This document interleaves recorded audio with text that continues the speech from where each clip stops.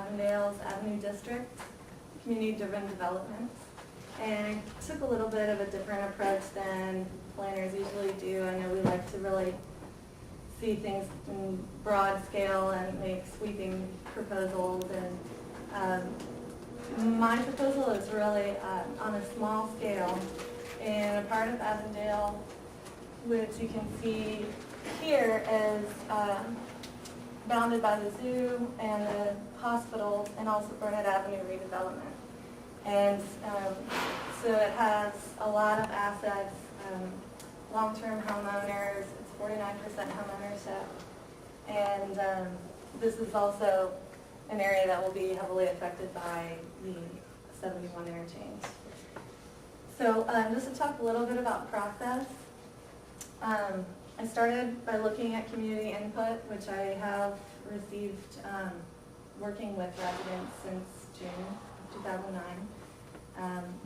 I also did an analysis of a homeowner survey and building conditions survey done by Avondale Redevelopment Corporation. And my interaction with residents was started with a landscape improvement project that we were working on, and then evolved into creating a block club that works with the community council on neighborhood issues. So a lot of door knocking, a lot of one-on-one interviews, phone calls, and community meetings is where, and the survey is where I got the input that drove my project. Then I looked at existing conditions around the issues that were raised, and then I made proposals around those issues. So, and it's color-coded, I'm not sure if you can see, but each block here has the input, then the existing, and then the proposal. And there's more detail in the report on the proposals because there's most of it's programmatic. So to start with, this set of issues that have been raised by the community are around housing, increasing home ownership, improving housing stock, and rehabbing vacant properties. And these all, of course, tie into improving property values, increasing property values, stabilizing those, because the average property value is significantly less than the average for the city of Cincinnati. City being around 130,000, and the district is around 90,000. And then Avondale is an average of about 97,000. And so I created a map to analyze vacant buildings, vacant land, and code violations, and also vacant buildings with code violations. And then through that, taking into consideration the properties that you hear over and over again, people talking about as problem properties, I proposed redevelopment of two large multi-unit structures. One's 3493 Wilson, and the other is 331, 3335 Northern Avenue. And there are many different kind of options for how to do that, and I'll outline those in my reports. But mostly the community council and the block club and the residents would need to come up with a plan for what they want to see happen with those properties. And they could use NSP, neighborhood stabilization funding, as well as, there's a myriad of partners, including the model group, who are working in the district and rehabbing properties nearby. So they would have an interest in seeing these redeveloped.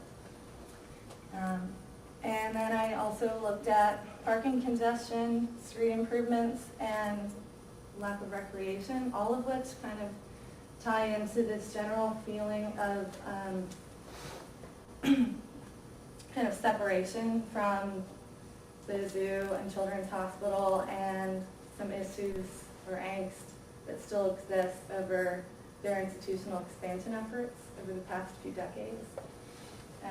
So each of these kind of manifests physical improvements that could be made that also would be ways that these institutions could work with residents and kind of begin that healing process that could address some of the wrongs that have been done in the past. Lots of property taken, playgrounds taken out, and the streets have suffered in terms of parking congestion and just general wear and tear, litter, employees and visitors not being conscious of residents' rights and the fact that people live in that neighborhood.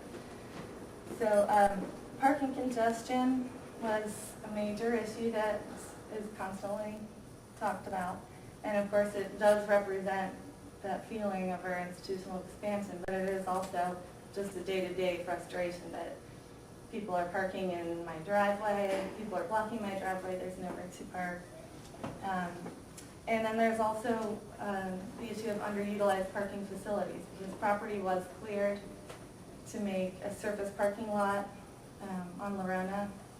Significant number of properties cleared for that, and then also there's a brand new multi-million-dollar parking garage on Burnet, and that is underutilized. And then there's also additional parking at Children's. So, and then the zoo has their own parking here. So this map shows the existing parking facilities as well as the congested parking areas from Erkenbrecher to Kern to Northern, and then also including a section of Lorona and Rockdale. And then the on-street parking in red is from KGIS. That is the aerial analysis that they do of available on-street parking. And the proposal is to create resident-only parking areas in these congestion areas, but there are several different ways to go about that, which Bill knows all about because he's been starting this conversation.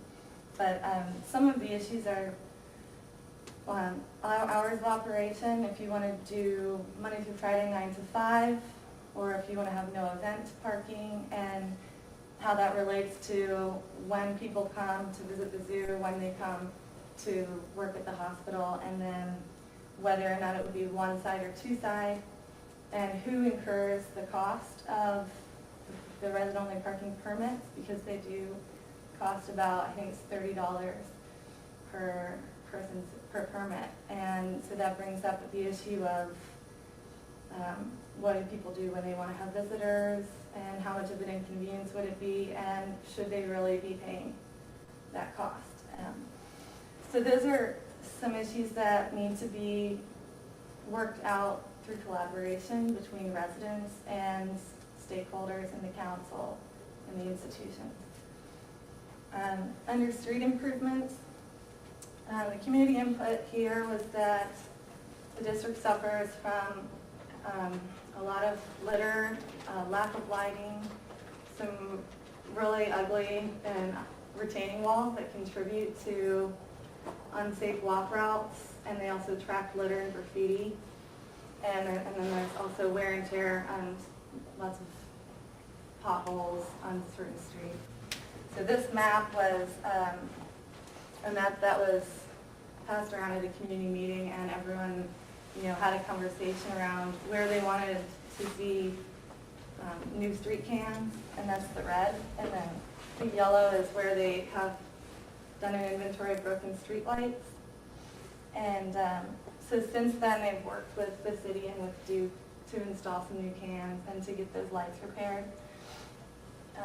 And then existing conditions, these are some photos from Wilson Avenue from Erkenbrecher to Kern, and on Rockdale, right there in the corner of Rockdale and Wilson. And just showing the retaining walls and how they contribute to the unsafe connection that exists between children and the district. I mean, these are major, kind of points of connection between the institutions and the district, and they are in really bad shape. So my proposals were around improving those routes for walkers and just for both employees and residents. So specifically on Wilson Avenue, I propose no parking for the whole